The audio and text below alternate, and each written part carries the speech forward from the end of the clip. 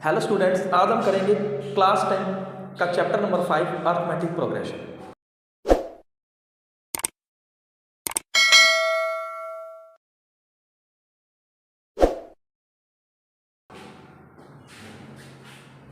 अब 5.2 एक्सरसाइज है जिसका क्वेश्चन नंबर 4 जो कि हम सॉल्व करते हैं।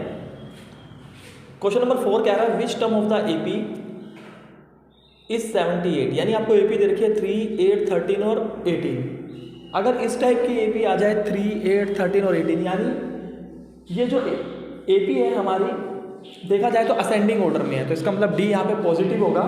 तो सबसे पहले हम ए को छाटेंगे, ए को ढूंढेंगे। ए कितना है 3, यानी फर्स्ट टर्म।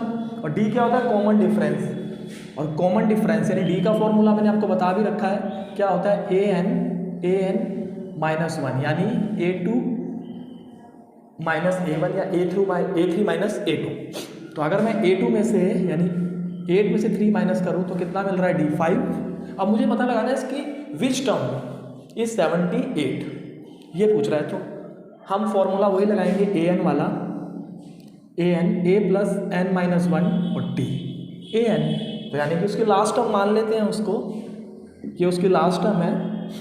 और A3 n की वैल्यू आपको दे नहीं रखी फॉर्मूले में -1, तो लगेगा ये n के साथ। और d की वैल्यू कितनी है 5, ये +3 इधर आके क्या हो जाएगा माइनस n माइनस 1 5, 78 माइनस 3 75, 5 यहाँ मल्टीप्लाई हो रहा है यानी कि ये डिवाइड हो जाएगा, इसको इससे कैंसिल करने पर 15 आएगा।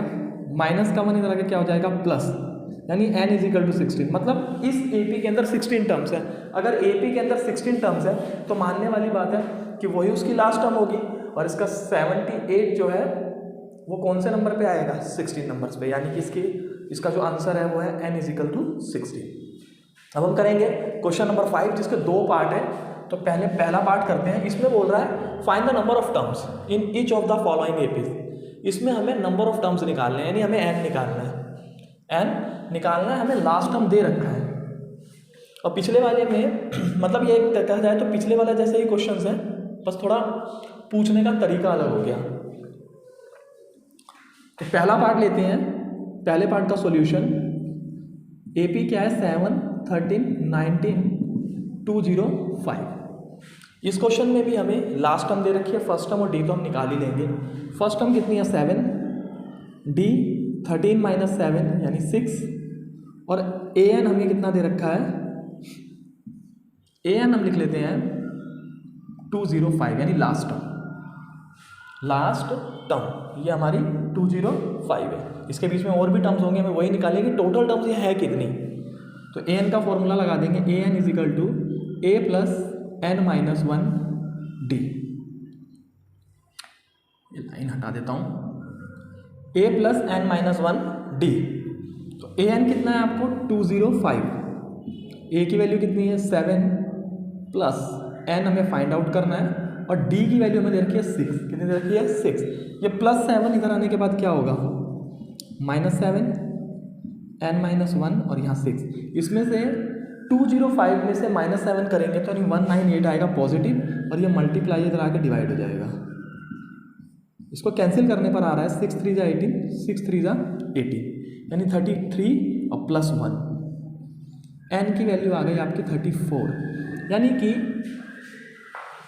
क्वेश्चन नंबर 5 जिसका फर्स्ट पार्ट उसका आंसर है n इज इक्वल टू 34, यानी कि इस AP के अंदर आपके 34 टर्म्स हैं और लास्ट वाली टर्म 205 है। अब हम इसका सेकंड पार्ट करते हैं। सेकंड पार्ट क्वेश्चन दे रखा है 18, 15.5, 13 माइनस 47। मिक्स फ्रैक्शन में दे रखा है, इसमें घबराने वाली कोई बात नहीं। वही सेम प्रोसीजर जो पहले वाले पार्ट में किया है। a की वैल्यू 18, और अगर d की वैल्यू की बात करें तो d की वैल्यू कैसे निकलेगी, इसमें से इसको माइनस करेंगे तो ये मिक्स फ्रैक्शन है। मिक्स फ्रैक्शन को आपने क्या करना है, सिंपल फ्रैक्शन में लेके आना। 15 2 जा 30, 31 ऐड, इसको ऐड कर देते हैं, इन दोनों को मल्टीप्लाई और +1, 31/2 माइनस 18। एलसीएम लेने पे 2 आएगा, 31 माइनस 36। 18 टू जा 36, यानी हमारा डी आ गया -5/2। और वैसे हमें पता भी था कि डी हमारा माइनस में आना है। रीज़न ये है, ए पी चालू हुई पॉजिटिव से, कम होती चली गई और उसका लास्ट टर्म कितना दे रखा है आपको, -47। तो इसका मतलब डी क्या है, माइनस में है। तो ए एन की वैल्यू हमें दे रखी है -47, यानी लास्ट वाली टर्म। तो ए 18, डी -5/2 और ए एन -47।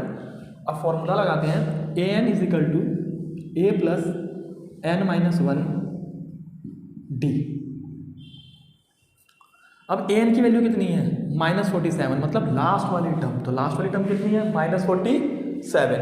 ए कितना है, 18 प्लस एन की वैल्यू हमें फाइंड आउट करनी है, तो एन को वैसे ही रहने दिया। और डी की वैल्यू कितनी है, -5/2। माइनस में इसलिए मैंने इसे ब्रैकेट में रख लिया। अब ये प्लस इधर आके क्या होगा, -18 n-1 -5/2। माइनस माइनस अगर हम देखेंगे तो दोनों में एडिशन हो जाएगा और साइन माइनस का आएगा। 47 - 18 मतलब -65। अब यहाँ पे -5 तो मल्टीप्लाई हो रहा है और 2 डिवाइड हो रहा है, तो इसको अगर हम राइट से लेफ्ट में लाएंगे, राइट से लेफ्ट में लाएंगे तो 2 तो हो जाएगा मल्टीप्लाई और -5 से करना पड़ेगा डिवाइड, और यहाँ बचेगा n-1। माइनस से माइनस कैंसिल, 5 से जब 65 को डिवाइड करेंगे तो 13 आएगा। 13 2 जा 26, ये माइनस का 1 इधर आके प्लस का 1, ये हो गया 27। एन की वैल्यू कितनी आई, 27। यानी कि सेकंड क्वेश्चन में जो हमारी एपी दे रखी है उसका लास्ट टर्म -47 है और उसके अंदर टोटल नंबर ऑफ टर्म्स 27 है। ठीक है, इस तरीके से इस क्वेश्चन को करना है। इस तरीके से 2 क्वेश्चन हुए कंप्लीट। अब मिलते हैं आपसे नेक्स्ट क्लास में आगे की एक्सरसाइज के लिए।